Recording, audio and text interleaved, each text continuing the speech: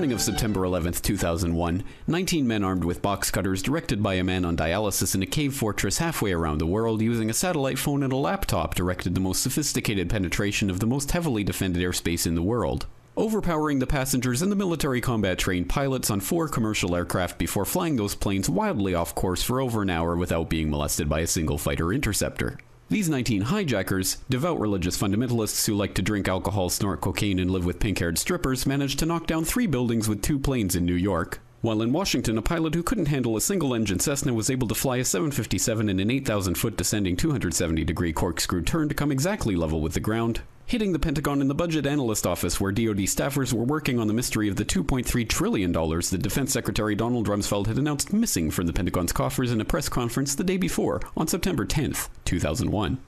Luckily, the news anchors knew who did it within minutes. Osama bin Laden. The pundits knew within hours. Osama bin Laden. The administration knew within the day. Terrorists who committed these acts and those who harbor them. And the evidence literally fell into the FBI's lap. That a hijacker's passport was found blocks from the World Trade Center crash site, if you can believe that. But for some reason, a bunch of crazy conspiracy theorists demanded an investigation into the greatest attack on American soil in history. That investigation was delayed, underfunded, set up to fail, a conflict of interest, and a cover-up from start to finish. It was based on testimony extracted through torture, the records of which were destroyed. It failed to mention the existence of WTC-7, Able Danger, P-TECH, Sibel Edmonds, OBL and the CIA, and the drills of hijacked aircraft being flown into buildings that were being simulated at the precise same time that those events were actually happening. It was lied to by the Pentagon, the CIA, the Bush administration, and as for Bush and Cheney, well, no one knows what they told it because they testified in secret, off the record, not under oath, and behind closed doors. It didn't bother to look at who funded the attacks because that question is ultimately of little practical significance. Still, the 9/11 Commission did brilliantly, answering all of the questions the public had, except most of the victims' family members' questions, and pinned blame on all the people responsible, although no one so much as lost their job, determining the attacks were failure of imagination. Because nobody in our government, at least, and I don't think the prior government that could envision flying airplanes into buildings. Except the Pentagon, FEMA, NORAD, and the NRO. The DIA destroyed 2.5 terabytes of data on Able Danger, but that's okay because it probably wasn't important. The SEC destroyed their records on the investigation into the insider trading before the attacks, but that's okay because destroying the records of the largest investigation in SEC history is just part of routine record keeping. NIST has classified the data that they used for their model of WTC-7's collapse, but that's okay because knowing how they made their model of the collapse would jeopardize public safety. The FBI has argued that all material related to their investigation of 9/11 should be kept secret from the public, but that's okay because the FBI probably has nothing to hide.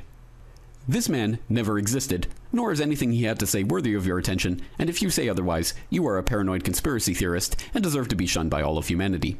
Likewise him, and her, and her, and her, and him. Osama bin Laden lived in a cave fortress in the hills of Afghanistan, but somehow got away. Then he was hiding out in Tora Bora, but somehow got away.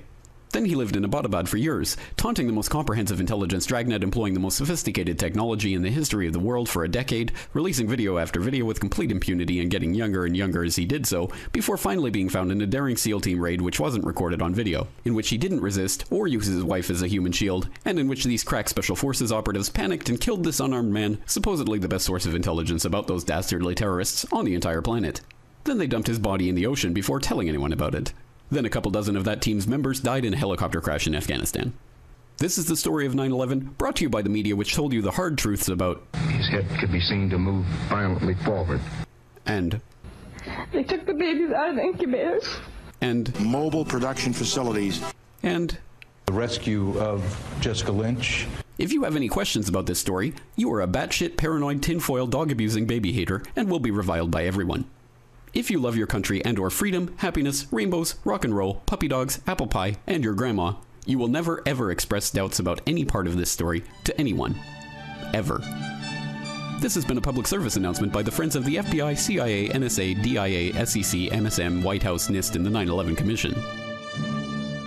Because ignorance is strength.